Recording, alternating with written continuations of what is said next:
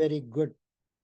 Next question. First question I would like to tell is invisible exports means export of what? One, services. Two, prohibited goods. Three, restricted goods. Four, goods as per OGL list. And then five, other than those given as options. Now, can you make a guess? I would like to give this guess to Harsha. Harsha, out of these five, which can be the answer? Invisible exports means Service. correct. The answer is services. Superb. Harsha, very good. Happy. Thank you, sir. Very good. Next question. Um, Banks in India are required to maintain a portion of their demand and time liabilities with the Reserve Bank of India. This portion is called what? One, statutory liquidity ratio. Two, cash reserve ratio. Three, bank deposit. Four, reverse repo. Five, government securities. If anybody is 50% and above confident, you can give me the answer. Anybody? I leave it to you. Anybody? Please. Statutory liquidity ratio. Which one? No, statutory liquidity ratio is not the answer for this bidding. Sir, it's cash reserve ratio. Exactly. Cash reserve ratio. Good. Cash reserve ratio. Next question. Pre-shipment finance is provided by the banks only to number one, credit card holders. Number two, students aspiring for further studies. Number three, brokers in equity market. Number four, village artisans. Number five, exporters. Who can guess this answer? Packing creditor. Sorry, Sir, pre-ship. exporters.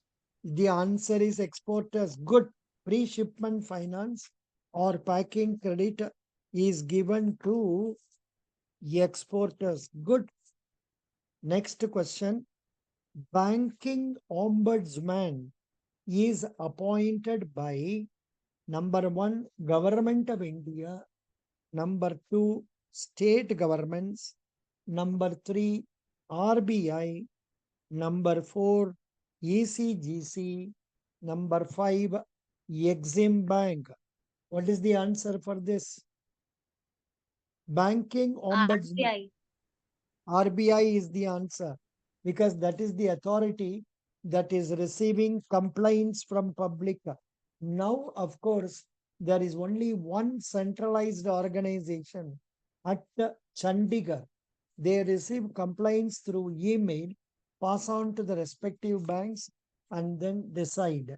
Maximum compensation they can give is 20 lakhs and also 1 lakh for mental agony and torture tension. Question number 7. Sorry, next question. I am having question number 7 here. The holidays for the banks are declared as per RBI Act, Banking Regulation Act, Negotiable Instruments Act, SEBI Act, Companies Act. What is the answer? Negotiable Instruments Act. Correct. Simran, are you commerce student? Yes, sir. Very good. Congrats. Congrats. Your answer is correct. Negotiable Instruments Act. Now, next question. Number 8. Interest on savings deposit nowadays is fixed by RBI, fixed by respective banks, fixed by depositors, fixed as per contract between bank and the consumer court, then not paid by the bank. What is the answer? Who can tell? Asma Bibi. Fixed by respective bank. Correct. Respective banks is the answer. Very happy. Next question. Interest below which bank? Interest below which a bank is not expected to lend to customers is known as deposit rate, base rate, prime lending rate, bank rate, discount rate. Base rate. Correct. The answer is base rate. Question number 10. The customers, by opening and investing in the tax saver deposit account scheme in a bank, would get benefit under 1. Sales tax, 2. Customs duty, 3. Excise duty, 4. Professional tax, 5. Income tax. Which gain they will make? By which tax Income they will? tax. The answer is income tax. Very good. Question number 11. Question number 11. In banking business, when the borrowers avail a term loan, initially they are given a repayment holiday. I think we have studied this in one class.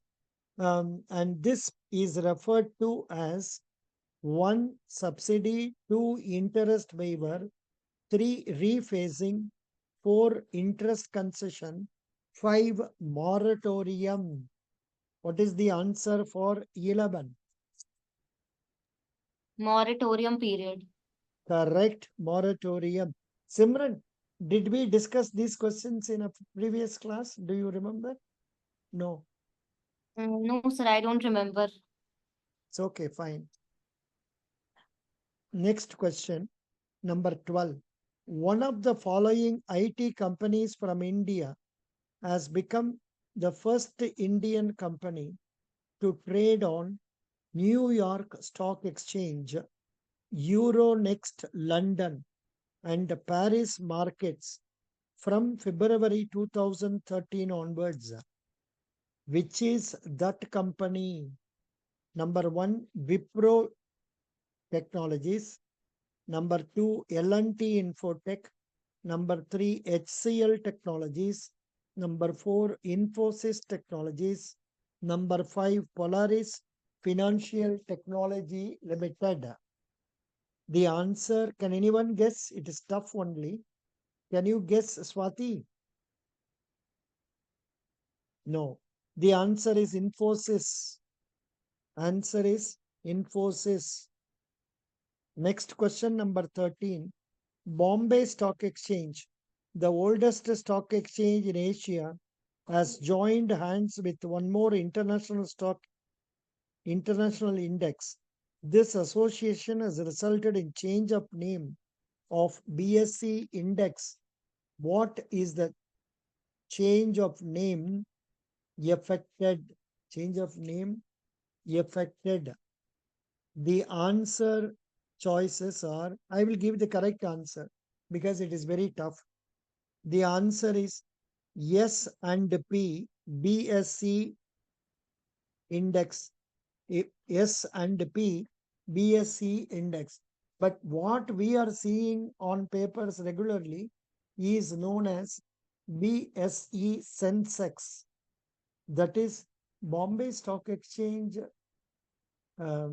price of 30 leading company shares coming from different walks of life divided by 30, average of those 30 prices, is known as BSE Sensex. Right now it is around 79 or 80 like that. Did you see any? I have given it in the form of every day in that newspaper, in the newspaper, I'll be giving one picture for you. That is, what is that? Banking frontline, and there it is given in the last page. In the last page, it is given. It is given as 80,436.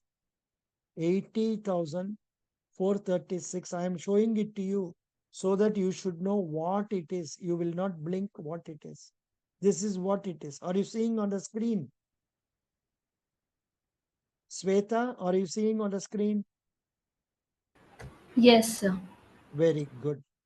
Now we will move on to the next question. Which question I was reading? Yeah, 13. Now I am going to question number 14. Yeah, non-performing asset is, what is a non-performing asset? 1. Money at call and short notice. 2. An asset that ceases to generate income. Number 3. Cash balance in till. Number 4. Cash balance with RBI. Number 5. Balance with other banks. So what is the answer for this? Question Sir, number 2, 14. the asset which ceases to generate income. Excellent. Correct. Very good. I am happy. Question number 15. Government usually classifies its expenditure in terms of planned and non-planned expenditure. Identify which is the correct definition of planned expenditure. Number 1, it represents the expenditure of all the state governments. Number 2, it represents the total expenditure of the central government. Number 3, it is the expenditure which is spent through centrally sponsored programs and flagship schemes of government. Number 4, it represents the expenditure incurred on defense. Number 5, other than those given as options. Let me repeat. Government usually classifies its expenditure in terms of planned and non-planned. Identify which is planned. Now, what is the answer? 1, 2, or 3, or 4?